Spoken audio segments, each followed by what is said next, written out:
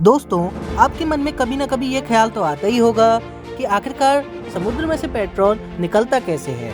तो चलिए इसके बारे में समझते हैं। आज से करोड़ों साल पहले बहुत सारे जीव जंतु, डायनासोर, पेड़ पौधे हुआ करते थे। वो किसी न किसी प्राकृतिक आपदाओं की वजह से मर जाते हैं और वो जमीन के अंदर दफन हो जाते हैं और वह करोड़ों साल जमीन में दबे रहने के कारण पूरी तरह से डिकम्पोज हो जाते हैं और पेट्रोलियम का रूप ले लेते हैं। आज हम उसी पेट्रोलियम को बड़ी बड़ी मशीनों द्वारा ड्रिल करके क्रूड ऑयल के रूप में उसे बाहर निकाल लेते हैं और उसे अलग अलग टेम्परेचर पर रिफाइन करके हमें अपने जीवन में इस्तेमाल होने वाले बहुत सारे फ्यूल्स मिल जाते हैं।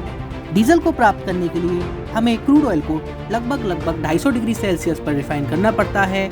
ऐसे ही पेट्रोल को पाने के लिए हमें क्रूड ऑयल को 40 डिग्री सेल्सियस तक रिफाइन करना पड़ता है। ऐसे ही हमें बहुत सारे फ्यूल्स अलग अलग टेम्परेचर पर रिफाइन करके मिल जाते हैं, जैसे कि diesel, petrol, naphtha, kerosene, wax और वगैरह वगैरह। और यह प्रक्रिया करने के बाद बड़ी बड़ी पेट्रोल कंपनियों को यह पेट्रोल बेच दिया जाता है।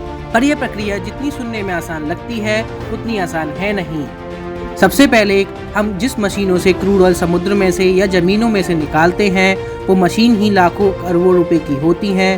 फिर उसको निकालने के बाद उस क्रूड ऑयल को बहुत सारी सिलेंड्रिकल पाइप से होकर गुजरना पड़ता है और फिर उसको अलग अलग टेम्परेचर पर रिफाइन किया जाता है और यह सब करने में लाखों अरबों रुपए का खर्चा आ जाता है। अब आपको इससे ये तो समझ में आ रहा होगा कि पेट्रोल डीजल के दाम हमारे देश में क्यों बढ़ते हैं, और इसका एक रीज़न यह भी है क्योंकि ये क्रूड ऑयल हमारे देशों में नहीं पाया जाता, इसलिए इसको खरीदने में हमें दूसरे देश की सहायता लेनी पड़ती है और उसके बाद हमको गवर्नमेंट टैक्स और डीलर का कमीशन भी देना पड़ता है। इसलिए पेट्रोल और डीजल इतना महंगा होता है। और आपको ये तो पता है कि petrol non renewable source of energy है, इसलिए इसको रिसाइकिल नहीं किया जा सकता।